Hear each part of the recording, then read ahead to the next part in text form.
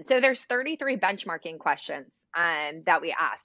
So I won't go through all of them, but they are really broken down into different sections of the survey.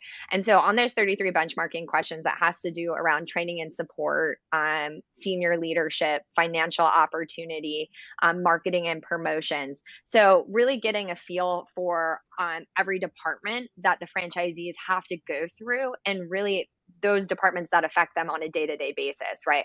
Are our marketing and promotions competitive? And franchisee community, do I feel like I'm an active part? Are our financial opportunities there? Like, is there a clear vision for the future? Is my senior leadership team involving me, communicating with me? Is there a sense of transparency? So those are all things that we come in and ask. But then we also give them a great spot, like at the end of each section, where they have an open text response. So it is a great place where they're going to voice their concerns. They have a formal place to put all of their feedback, but also great testimonials, again, to see what's going right, and maybe constructive feedback on things that could be better. Welcome to the Franchise Founders Podcast. We are on a mission to help aspiring entrepreneurs just like you take action through franchise ownership, allowing you to obtain more financial freedom, time with family, and ultimately a business that can run on its own without you. All right, Dan Claps here, Christian Dadulak, Franchise Founders, recording on this Halloween Friday. How you doing, Christian? Doing awesome, my man. We should have done this in costumes. I know. We should have. But the thing is, it's not going to be released until after Halloween, so we probably should have done that weeks ago. Yeah, better planning for us, I guess. But well, really excited about this episode, guys, anyone who's listening, because what we're going to be getting into is, really learning about a great business in franchising. If you're a franchise founder, a big part of your value proposition that you're bringing your franchisees is you've spent the time to identify which vendors you need to work with, which ones are going to help, achieve the best results as a franchise. And so vendors and, franchise suppliers are such an important part of being a franchise founder and picking who you're going to work with. And so a little bit about Franchise Business Review, the driving better results for today's leading franchise companies, franchisees, employees, and franchise buyers. And it's really exciting because what they do is they're a market research firm that performs independent surveys of franchisee satisfaction, employee engagement, franchise buyer experience, and end-to-end customer satisfaction. But what's exciting is the person that's on the call with us, a franchise professional, someone who's been in the industry for a while, Courtney Stillings. Hey, Courtney, how are you? Hi, I'm wonderful, Dan. How are you? Good. Courtney and I met at some of the franchise events and we hit it off, and I'm excited to have you on the show. Could you maybe give your background a little bit to our listeners? Sure, absolutely. And first and foremost, thank you to you and Christian for having me. I'm very excited. I would try and listen to y'all every other week or so when I have the time, when we're not traveling around. But yeah, so Courtney here with FBR. I am a senior client consultant. And so my background, which is kind of funny, I kind of just fell into franchising a couple of years ago with FBR. So found Michelle Rowan, the president, and actually kind of convinced her to bring me on because I was so intrigued with what FBR did and how they help so many companies just be better. And so I was in the hospitality industry for about 10 years. So always around people, always around different companies. And so, yeah, fell into franchising and I haven't looked back. So we're helping companies right now. I think we've helped over 1,200 the last 17 years. So Eric and Michelle built this company up and keep moving it forward. But yeah, again, thanks for having me. I'm excited to be here. Absolutely.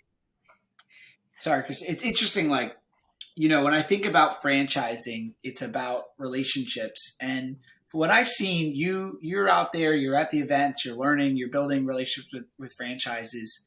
And I think you guys do a great job at that. But Christian, were you about to ask something? Well, yeah, I think a good place to start would be for those that maybe don't know what FBR is and what it stands for. Maybe we should start off with what it is that you guys do and go from there. Yeah, absolutely. And I love that you brought up the relationship piece too, Dan, because that's kind of where it all stemmed from as well. So Eric Stites, the CEO, managing director of FBR, so Franchise Business Review, he built this up from the ground up 17 years ago, and he did this to kind of bring the sense of transparency back into franchising, right? So it wasn't just top down, one person making all the decisions as a franchisor, but really involving all of the franchisees in the business, and also bringing that sense of transparency to any new candidates that may want to have a buy-in and come into the brand. So what am I getting myself into? And so basically starting that, we, for the last 17 years, like I said, we've helped over 1,200 different brands gather actual insights from franchisees. So we are the survey people, right? So we come in and we survey the franchisees of a franchise brand. We give those results to the franchisors to look at to see where they're excelling, because not only do they get their results, but they also get to see all of the benchmarking information. How am I stacking up against all these other brands that Franchise Business Review works for or works with? But then also going industry specific, so one of our clients, I'm going to do a quick drop, Tropical Smoothie Cafe, right? They've won multiple awards with us, franchisee satisfaction awards that are dependent on how they score on the survey, but they can see their insights against others in the QSR industry and the food and beverage industry. So again, helping that franchise brand be better, but then also giving the franchisees a voice, which is huge right now too, because it's a collective voice that you want to hear. But without your franchisees, without your employees, you don't really have anything. So why not give them a voice or somewhere to voice their concerns, to have an opinion? Because if I'm having a hard time, I would want someone to know. If I'm having an awesome time and this is what we're excelling at, let's tell our franchisor and maybe double down on it. So that's what we do. And then I said our awards, which are huge. And Dan sees me at these events because we get to go celebrate the franchisees and franchisors at these events, right? If these franchisors score really high on a franchisee satisfaction survey, we want the world to know. We want other franchise candidates to come in and be like, yeah, I want to be with that brand because their franchisees are super happy, they're profitable, the senior management team kicks butt. And so that's when we come in and we get really excited about it too. So we have those award side of things, and that helps with development, of course. But yeah, so that's a nutshell. We're the data survey people. Through and through. You know what's cool about those awards? Like all kinds of people in an organization get awards, and sometimes when you're in an organization, you're the point guard and you get all the awards because you're front facing. So it's probably pretty cool to be in a department of a franchise that maybe doesn't get all the front awards all the time, or most franchises awarded or whatever. But you guys are creating these other areas that recognize someone that maybe is behind the scenes not getting recognized as often. Yeah, absolutely. Well, and it's such a unique award too, because it is solely based off of franchisee satisfaction. So brands can't just like throw us money or tell us how great they are to be on our awards list. Like it is truly earned through that, the franchisees being heard, the franchisors taking that data and saying, I'm going to be better in, training and support and marketing and promotions by next year. We're going to be on that award list. So that's what it's really rewarding for us to come in and work with these brands that they want to move the needle. They want to do right by their franchisees. And yeah, so to your point, Dan, absolutely. Like it's a great award list to be on. Well, that's what I love about it. It's genuine, it's real data that's useful not just for franchisors but also for prospective franchise candidates. Mm-hmm. But what are some of the main criteria that these franchisees are reporting on for their franchisors? What are they looking at? What are the different elements of the brand that they're critiquing? Yeah, absolutely. Great question. So there's 33 benchmarking questions that we ask. So I won't go through all of them, but they are really broken down into different sections of the survey.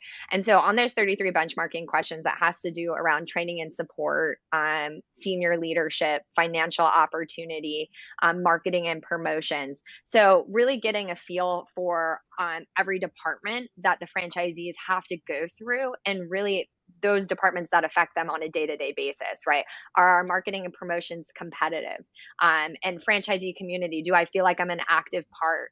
Are our financial opportunities there? Like, is there a clear vision for the future? Is my senior leadership team involving me, communicating with me? Is there a sense of transparency? So those are all things that we come in and ask.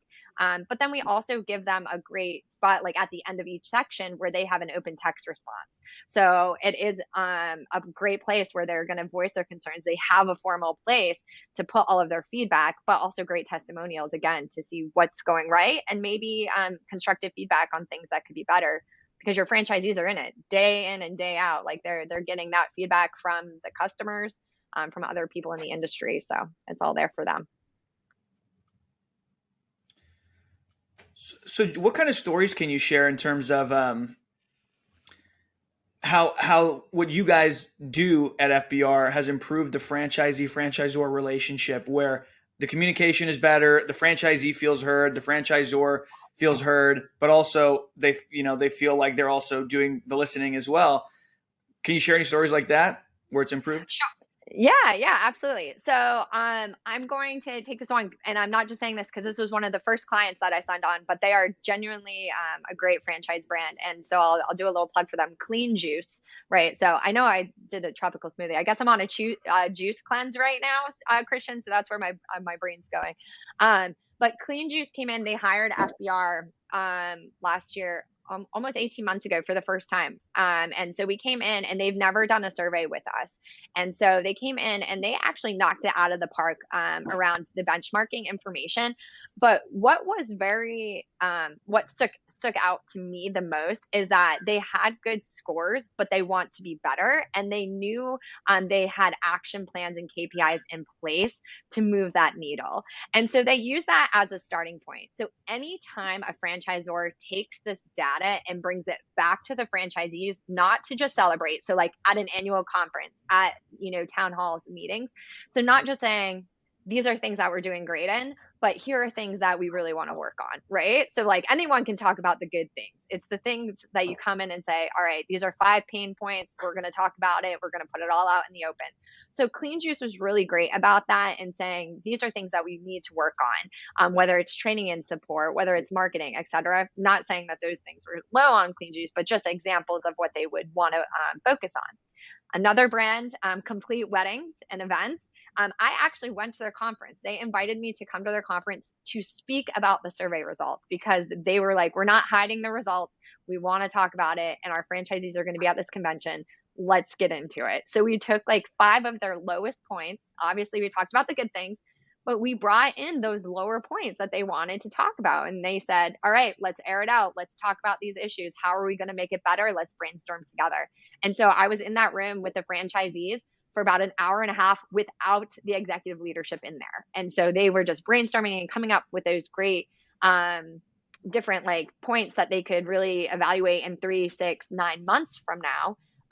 But then just seeing that being brought back to the executive leadership team, the franchisees were so bought in. The engagement was high. They were like, oh my gosh, this is going to be an amazing year for us. So not only did their recommendations go up and their referrals to other people saying, you want to come join Complete Weddings because the franchisor actually cares what we think, but then that operations, that culture and community just got so much stronger by literally talking about something so simple as feedback. So yeah, those are two great stories that I always love to bring up. When I think of being a franchisor, I think of the ultimate like challenge, right? Like you have franchisees that invested sometimes their life savings, and they're going to push you to get better and better and better. I heard Anthony Geisler once say that, how your franchisees are like a propeller or a flywheel, right? Because the more you add, the more they want to improve it, and the better the system gets. But I would think like as a franchisor, as a leader of the organization, getting that feedback sometimes could take too long, right? You might not get it right away. You have to jump on a call or go to a conference, but you provide a platform where the franchisor can quickly and not through words or someone just saying it, but actual data of this is where we're not doing so well, and let's lean in there. I think that's a really great piece of insight as a founder of a franchise or CEO. Yeah, absolutely. Well, and like you said, Dan, like It does take time. If you take a project on like this yourself, like it is time sensitive. Sometimes the participation's not there because a lot of the franchisees are like, oh, they're scared because, this is going straight to the hands of my CEO or founder. Like, what are they going to think? But having a third party come in, you're going to get honest feedback. You're going to get that participation level, but we also take it over. So like we have a data poll, we have that benchmarking information. We have an awesome online reporting tool that you can go in and log in anytime that you want to see in real time the data, but then also now you're in the running for awards. So it's like it kind of hits all of those departments where you're like, okay, I need to hire the professionals for this side of things, but then also walking through it with us after that survey ends, kind of going through your action plans for the next year, and seeing how we can help. So yeah, it's definitely, it's big. Yeah, it takes a ton of guts to do that as a franchisor, I think, to really just be completely raw like that. But I think the best franchisors will do that because at the end of the day, what matters most, what should matter most as a franchisor? Franchisee success. We want to make sure that they're succeeding, for selfish reasons, your royalty income will increase, but also because these people have bet on you. And like Dan had mentioned, with their life savings in many, many cases. So it's the job of the franchisor to really deliver for the franchisee and to hear them out. And I think a common myth within franchising is a lot of people will think that franchising is super rigid, right? And that the franchisor doesn't necessarily listen to you. But this is a perfect example of not just one brand, but many brands in the industry using FBR to go out there and to make sure that their franchisees are heard. And a lot of people don't know this, but the Big Mac, for example, and I believe the Happy Meal too, those were franchisee ideas. Mm-hmm. Yeah, no, you're completely right. And I mean, we talked about this a little bit too, but it is getting outside of your comfort zone, right? So you're so comfy sometimes just being in this little, hole, and founders or CEOs, you're just like, nope, everything's good the way it is. I'm comfortable. I don't want to hear what the franchisees think.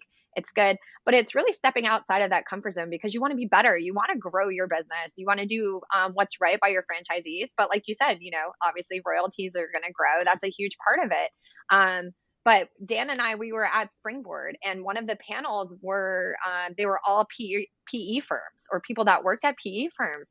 And so something that hit me when they were talking, it was just like, yes, you might have the most profitable franchisees, but that's not all we're looking for. So if you want to partner with a PE firm, they are looking at franchisee satisfaction. We are hired by PE firms to come in and survey franchisees because if your profit margins are great, your revenue is through the roof, but your franchisee satisfaction is not good, they're like, what's going on here? There's something not matching up. So that is something that they also look for when they're, looking at new brands to invest in. So it kind of goes hand in hand with that, which I love. I love to see that too.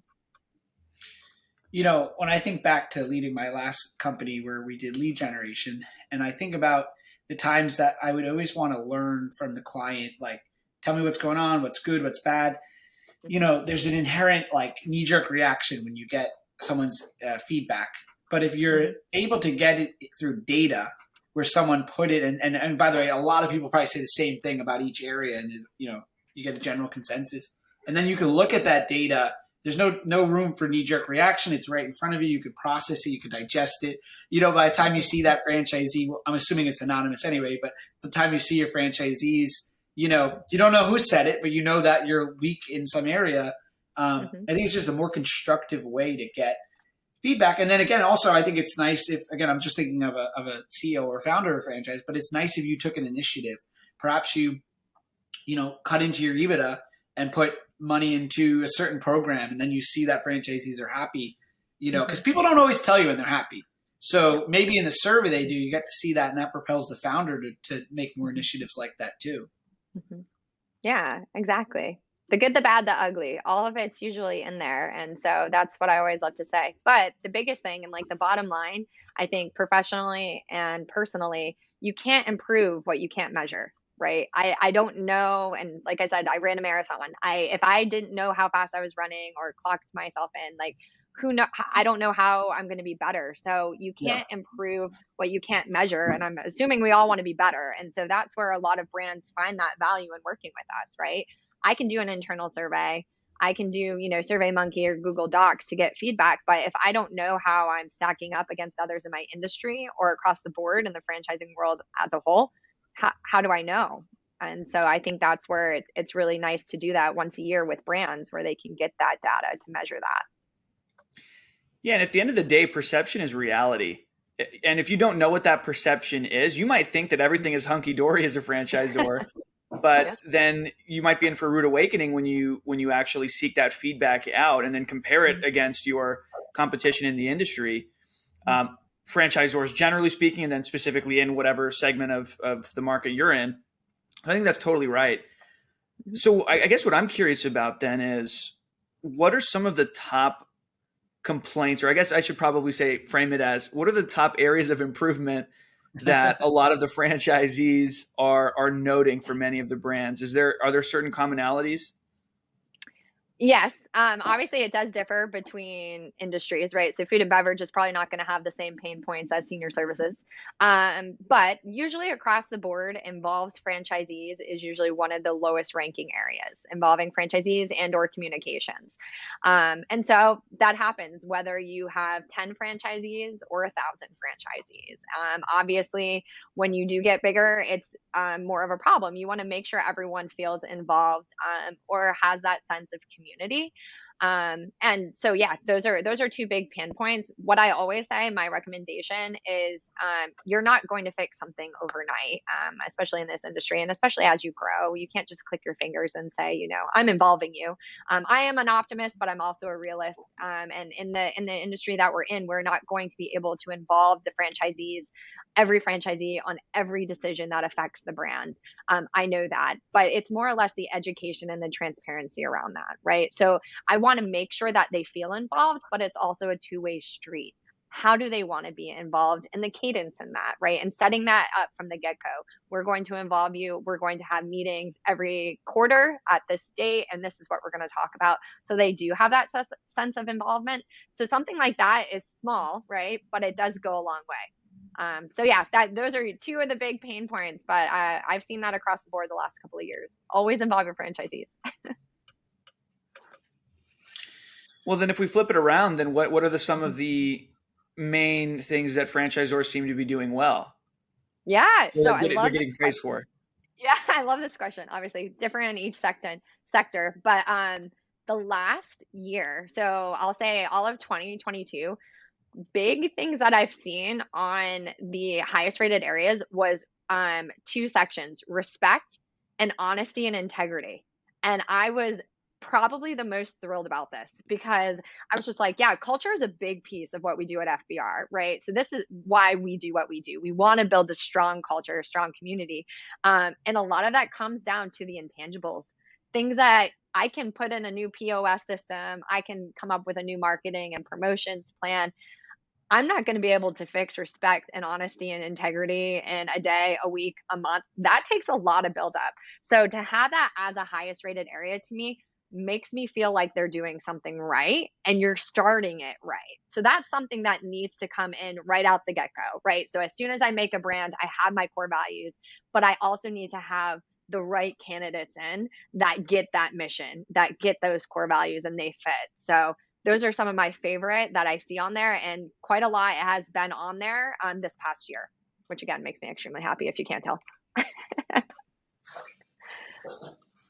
So anything else from as far as talking about FBR, anything else you want our listeners to know? So 2 years ago, we talked a lot about franchisees and that franchise relations, but also we started working with other suppliers and also franchisors gauging employee satisfaction at a corporate level, right? So it is very important that your franchisees are happy, but we also have been hired to come in to also do employee satisfaction surveys, right? So are your employees happy? Why are they leaving? I mean, obviously we're hopefully coming out of a hiring crisis, but that has been a huge topic the past year. And so FBR has been hired a lot to come in and using benchmarking again to understand where you stack up in that employee satisfaction, but then also using that as a hiring tool to retain some great talent and saying, you want to come work with us And this is straight out of the, mouths of the employees that have worked here. So we started also doing that, and we have Franchising at Work awards too every year. And again, that's open to suppliers and also franchise brands too that want to survey at their corporate level.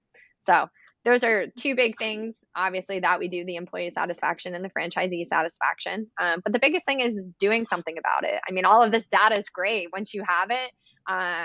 There's a lot of information you have to go to, but if you just take it and put away and never talk about it again, there's no use. So that's why we're kind of here to kind of walk through the next steps and making sure that you're moving the needle to make sure that your brands are better. Yeah. So it's not just here's a bunch of data. It's how do we implement it? How do we use it? How do we make the system better? Our employees happier, franchisees happier, and the lights went off in here.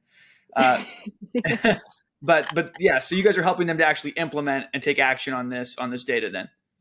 Yeah, so we have a post-survey call that we'll walk through. So I do the online reporting tool. We'll go through that data, that benchmarking information, and then also any recommendations that we have. And then FBR has been around for a while. We, have great partners out there, whether they're suppliers or other brands that are doing something right, that maybe we want to connect some of the other brands to talk to. So we always keep our ear to the ground. And if there's anything out there that we can do to help make those brands better or address those pain points, we're in. And so we're kind of all in with our brands whenever they need us, which is really nice too. Absolutely. And I know we've talked a lot about the franchisor side in many ways and current franchisees, but for prospective franchisees, you guys have a fantastic website. There's lots of great information on there. What is the best way for a prospective franchise buyer, someone that's thinking about getting into business, but maybe they're working with a consultant, maybe they're not, but they're thinking about buying a franchise. They don't know where to start. They don't know how to evaluate them. How do they use your tools and your data, your information to help them make an educated decision? Yeah, I'm so glad you brought that up, because that is a big part, obviously, of what we do or why we do what we do. But yeah, so we have an awesome new site. So our B2C site is there for candidates to help pretty much be the starting point to finding them a franchise brand that fits their lifestyle, right? So something that maybe sets their soul on fire, their passion. If they're looking for, best franchisees for women, for veterans, most profitable, which we all are, right? Or maybe they're industry specific. So they're looking, I want to get into the pet services or senior services or food and beverage. So they can go to our site and literally look at all of the brands that we work with that have won an award with us to see who's high in franchisee satisfaction, but then understand, so for example, Houndstown has won multiple awards with us. They're listed on our website multiple times because they've won, in the pet industry. And then, so a franchisee candidate can go right there and say, oh, I'm going to look at Houndstown now because they're high in franchisee satisfaction. They may be suitable for me being a veteran, a woman, or, anything else that we have on there is very specific to those type of awards. So franchisees can easily go there, can take a look at those awards and contact the franchisors directly.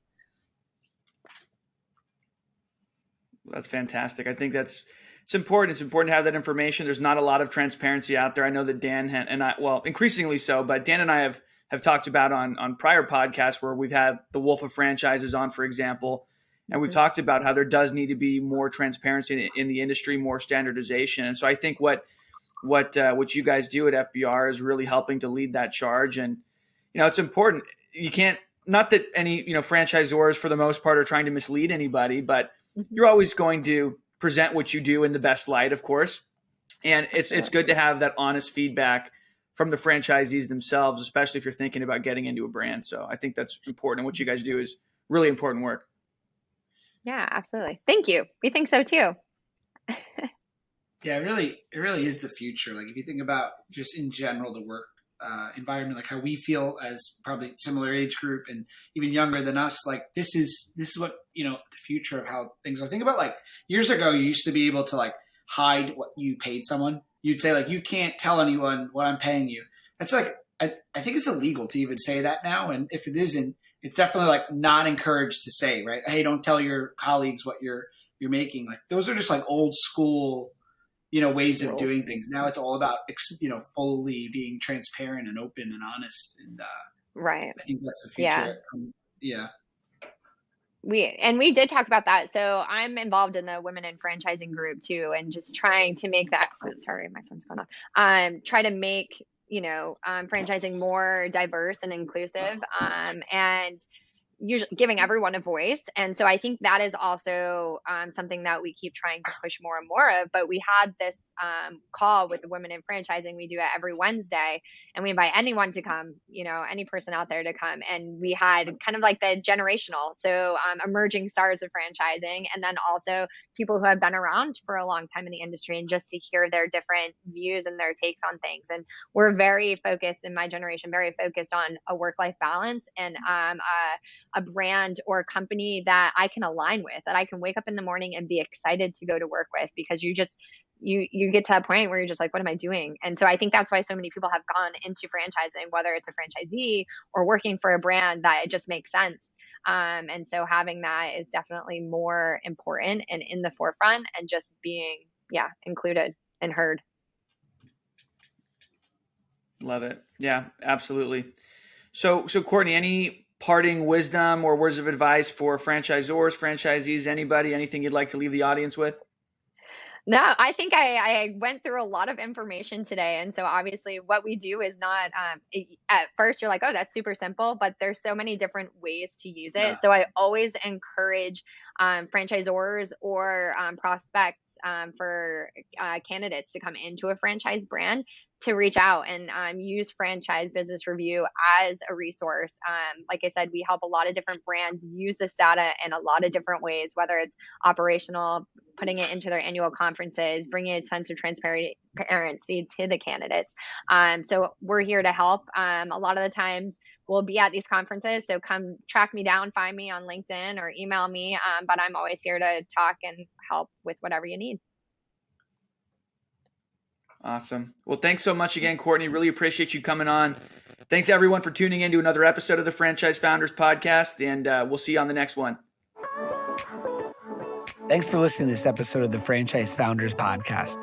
If you want our help with anything from buying a franchise to franchising your business to anything in between, shoot us an email at franchisefounders@gmail.com.